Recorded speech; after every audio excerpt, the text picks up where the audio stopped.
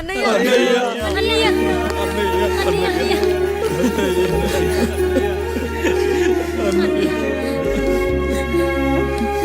రాత్రి చాలా భయం వేసిందన్నయ్య.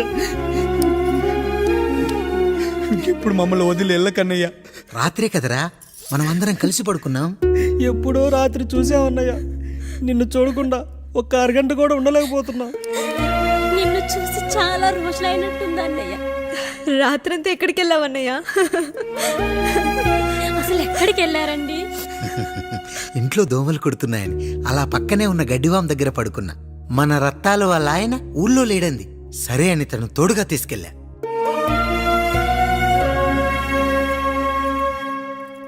మీ సావుకటే మీ కుటుంబాన్ని నుంచి మిమ్మల్ని విడదీయాలయ్యా. అప్పటి వరకు మేము కళ్ళు తెరిస్తే మా కళ్ళ ముందు ఉండాలి, కళ్ళు మూస్తే మా కళ్ళలో ఉండాలయ్యా. నమస్కారం రాయుడు గారు.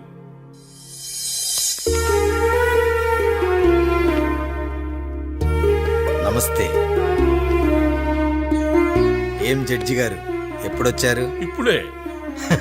రాయుడు గారు, మీ కుటుంబం గురించి వినడమే గాని ఇప్పుడే చూస్తున్నాను. ఒక్కసారి మీ కుటుంబ సభ్యుల్ని నాకు పరిచయం చేయండి రాయుడు గారు. వాళ్ళు నా తమ్ముళ్ళు. నమస్కారం. మొత్తం ముగ్గురా? కాదు, నలుగురు. వాడు వేరే షూట్లో ఉన్నాడు. వీళ్ళు నా చెల్లెళ్ళు. నమస్కారం తల్లి. వీళ్ళు నా భార్యలు. నమస్కారం అమ్మా. వీళ్ళు నా బంధువులు. నమస్కారం. నా జీవితంలో ఎంతో ముఖ్యమైన, ఆ, ఇష్టమైన, ప్రాణమైన ఆ. మరో మనిషిని మీకు పరిచయం చేయాలి.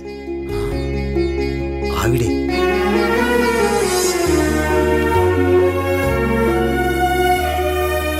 నమస్తే తల్లి. ఆవిడ మా పని మనిషి. ఆ? తను వాళ్ళ అమ్మాయి. నాకు కూతురు లాంటిదే. ఆహా.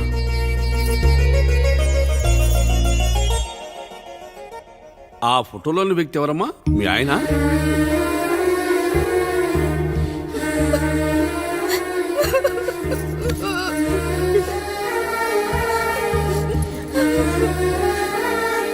చనిపోయారా? అయ్యో లేదండి. ఎక్కడ పడితే అక్కడ, ఏది పడితే అది వాగుతున్నాడని పోలీసులు నగర బహిష్కరణ చేశారండి.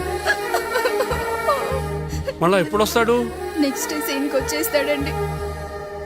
ఈ అనుబంధాలు, ఆప్యాయతలు చూసిన తర్వాత నాకు ఒక కోరిక కలుగుతుంది రాయుడు గారు. మీరు కాదనరనే ధైర్యంతో అడుగుతున్నాను. అడగండి. నాకు ఒక్కతే కూతురు. ఆమెని మీ కుటుంబంలో సభ్యురాలుగా చేసుకుంటారని. తప్పకుండా. నా భార్యలకు అభ్యంతరం లేకపోతే తనను నేను పెళ్లి చేసుకుంటా.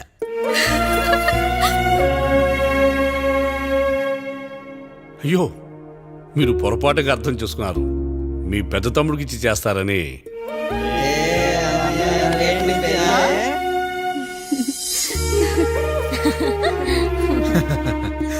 తప్పకుండా తప్పకుండా ఒక మంచి రోజు చూసుకొని మీ ఇంటికి అమ్మాయిని చూసుకోవడానికి వస్తాం. ధన్యుణ్ణి రాయుడు గారు, ధన్యుణ్ణి.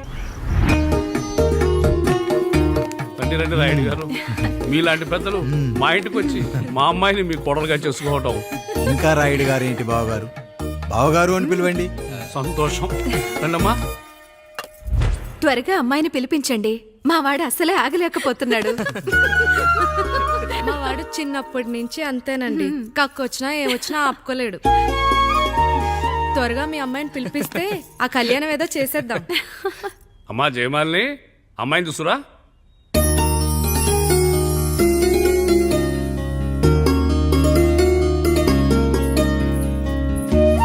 కూర్చోమ్మా. నువ్వు కూడా అబ్బాయిని చూడమ్మా.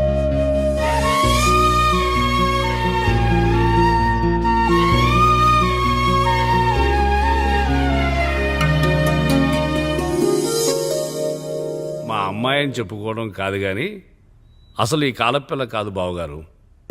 రాత్రంతా బయట తిరిగినా కోడి కుయ్యకు ముందు ఇంటికి వచ్చేస్తుందండి. మళ్ళా ఊరంతా నిద్రలేగిస్తే తప్పుగా అనుకుంటారు కదా. తను తిరిగే స్నేహితుల్లో పచ్చి తాగుబోతులు, తిరుగుబోతులు ఉన్నారు.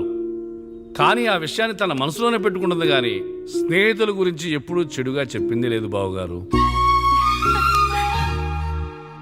దీని చిన్నప్పుడే నా భార్య కారు డ్రైవర్తో కలిసి పక్క సందులోనే కూరగాయల మార్కెట్కి వెళ్ళి తప్పిపోయారు.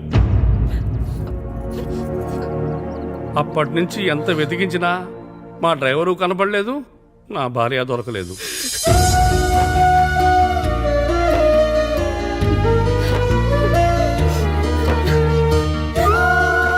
అమ్మ నాకు చాలా ప్రేమ పంచింది నాన్న, అది ఊరంతా పంచుతానంటుంది నా బిడ్డ. నేను కాదనలేదు. అలాంటి నా కూతురు ఇవాళ మీ కోడలవటం నిజంగా నా అదృష్టం బావగారు.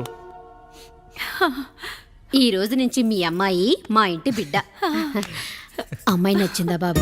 నచ్చిందా?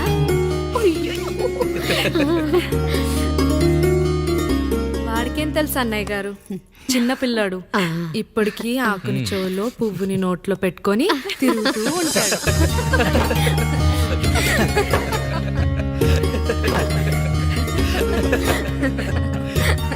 ఇంకంత శుభం అన్నమాట. ఇక తాంబూలవి మార్చుకుందాం. ఒక నిమిషం ఆఖరి నేను చెప్పేది ఒకసారి నా మాట నేను ఒక్క క్షణం కూడా ఉండను. ప్లీజ్. అమ్మా శారదా, పెద్దవాళ్ళు వచ్చారమ్మా, మనల్ని చూస్తున్నారు. అమ్మాయికి పెళ్లి చూపురమ్మా. ఈ టైంలో నువ్వు ఇలా అలర్ట్ చేస్తే దాని జీవితం నాశనం అవుతుంది తల్లి. లోపలికి వెళ్ళు, తర్వాత మాట్లాడదాం. ఇక్కడ మీ కోడలు కాపురం కాలిపోతుంటే మీరు ఆ మంటల్లో మీ కూతురు పెళ్లికి కాఫీలు పెట్టిస్తున్నారా? ఈ ఇంట్లో నేను ఇంకొక క్షణం కూడా ఉండను. ఒక్క నిమిషం తల్లి, అసలు ఏం జరిగిందో నాకు చెప్పమ్మా. ఈయన మంచోడని 6 నెలల క్రితం నాకు పెళ్లి చేశారు. మొదట్లో బాగానే ఉన్నాడు, ఆ తర్వాత ఒక రోజు మందు కొట్టాడు. కొన్ని తాగింది దిగాక మంచోడుగా ఉంటాడు అనుకుంటే ఈ మధ్య చెడు తిరుగుళ్ళు తిరుగుతున్నాడు. ఊరవతల చిన్నుళ్ళు కూడా పెట్టేశాడు.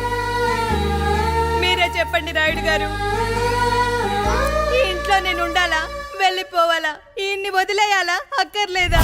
ఎస్, వదిలేయాలమ్మా. వదిలేయాల్సింది నీ భర్తను కాదు, అతనిలోని లోపాలు. ఆశ్చర్యపోతున్నావు కదూ? ఒక మగాడి బాధ సాటి మగాడిగా నేను చెప్తానమ్మా. ఆడదాని ప్రేమ వెలిగించిన అగరొత్తి లాంటిది.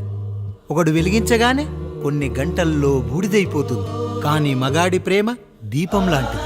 తను కాలుతూ కూడా నలుగురిని వెలిగించుకుంటాడు. ఆ వెలుగులో ఆనందాన్ని వెతుక్కుంటాడు. చూడమ్మా శారద, నువ్వు కాకిలోని నలుపును చూస్తున్నావు, నేను దాని రెట్టలో తెలుపును చూస్తున్నాను. మొగడు మందు కొట్టొస్తే నిన్ను కొట్టలేదని సంతోషపడాలి గాని బాధపడకూడదమ్మా.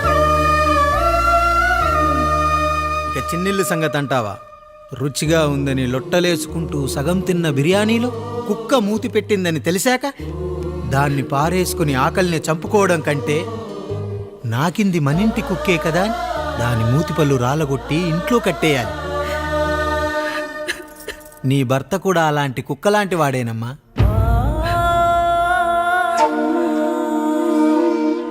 ఆడదానికి వయసొచ్చాక 3 ముళ్ళేసుకొని 90 ఏళ్ల జీవితం గురించి కలలు కంటుంది.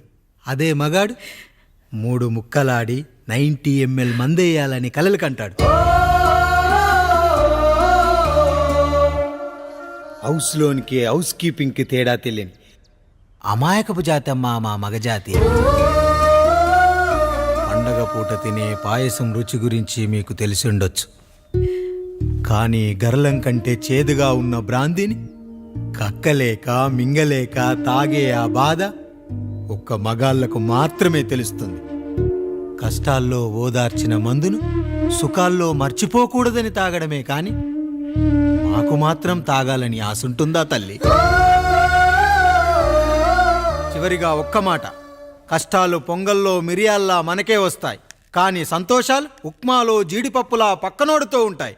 ఎదుటివాడి ఉప్మాలో కూడా పనికిరాని కరివేపాకుంటుందని సర్దుకుపోవడమే జీవితమమ్మా. రాయుడు గారు, నన్ను క్షమించండి. రాయుడు గారు, నన్ను క్షమించండి.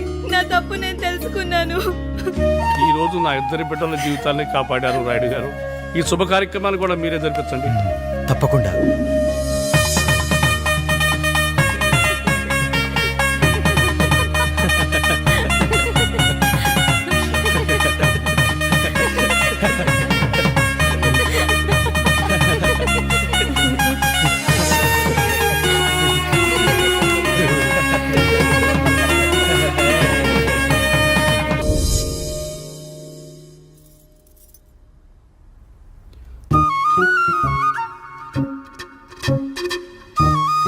తింటారా?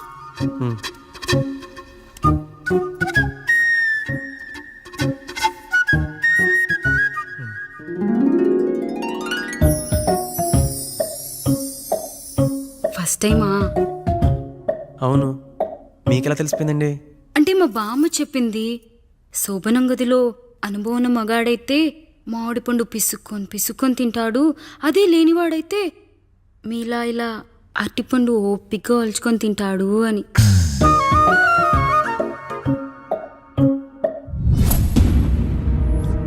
ఏంటవి? అవేంటో తెలీదా? ఫ్రెండ్స్కి పెళ్ళని చెప్తే హ్యాపీ బర్త్డే అనుకొని బెలూన్స్ ఇచ్చారు, ఫీల్ అవుతారు కదా అని 4 అక్కడ కట్టాను.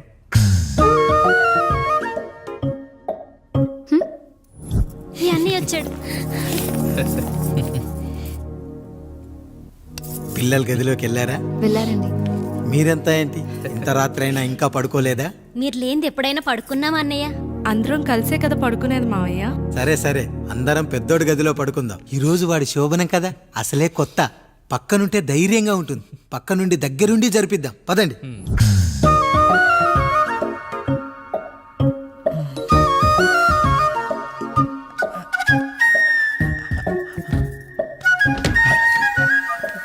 కానివ్వండి రా, కానివ్వండి. మీరేం మావయ్య ఇక్కడ పడుకుంటున్నారు? అదేంటమ్మా పెద్దోడా, చెప్పలేదా? మేమంతా కలిసే పడుకుంటామమ్మా, నువ్వు మాతో పాటే. అవును భార్గవి. మీరు ఊరుకోండి. మీరు ఇక్కడ పడుకోవడం నాకు ఇష్టం లేదు మావయ్య.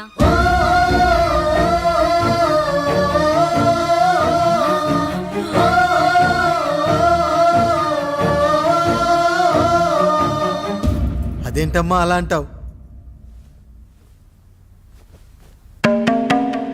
ఎన్నో చూసాం, ఎన్నో చేశాం. దుక్కి దున్ని కోత కోయకుండానే ఈ విత్తనాలన్నీ మొలకొచ్చాయంటావా తల్లి? అవన్నీ నాకు తెలియదు మావయ్య, మర్యాదగా బయటికి వెళ్ళండి.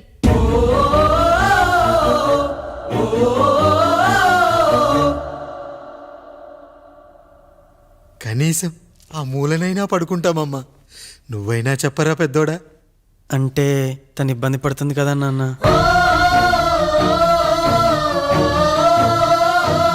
నువ్వు కూడా ఏంట్రా, పిల్లలేదో ఆశపడుతున్నారమ్మా.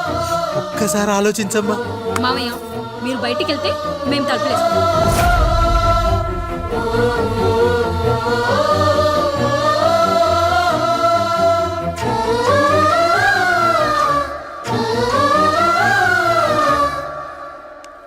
వేసుకోండి అమ్మా, వేసుకోండి.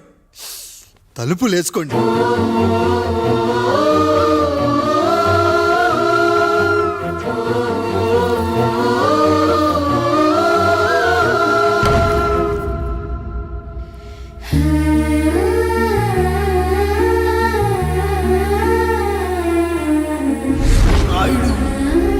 బిడ్డలు జాగ్రత్త.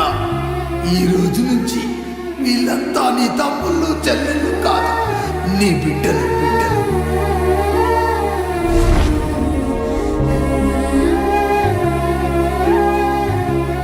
జానకి, ఏమండి?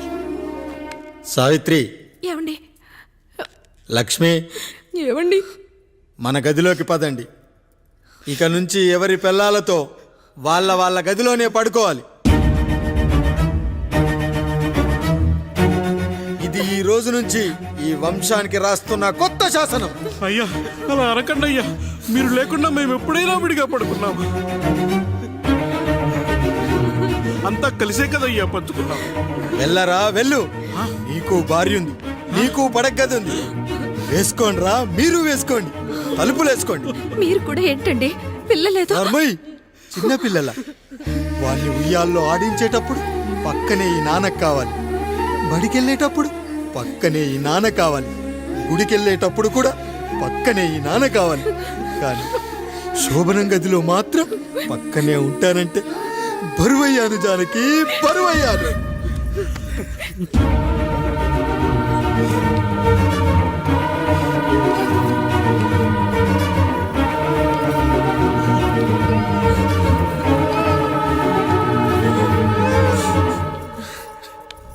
ఏంటండి ఏంటండి ఇంకా అదే ఆలోచిస్తున్నారా?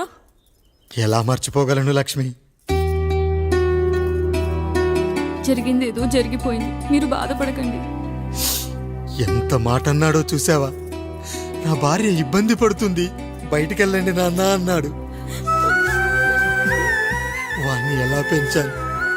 చదువుకుంటే పై చదువులకు వాడు వేరే ఊరు వెళ్లాల్సి వస్తుందని చదివే మాన్పించేశాను. జ్వరం వస్తే ఆ మాత్రలు చేదుగా ఉంటాయని నేనే మింగాను. నోరు తెరిచి అమ్మ కావాలన్నప్పుడల్లా ఎంతమంది అమ్మల్ని ఇచ్చాను. నాన్న అన్న ప్రతిసారి నాన్నల్ని ఇవ్వలేకపోయానని వాడికి నా మీద కోపమో ఏమో జానకి. నిజమేనండి, మనమంతా ఇలా లేమే. మన కుటుంబానికి దిష్టి తగిలింది.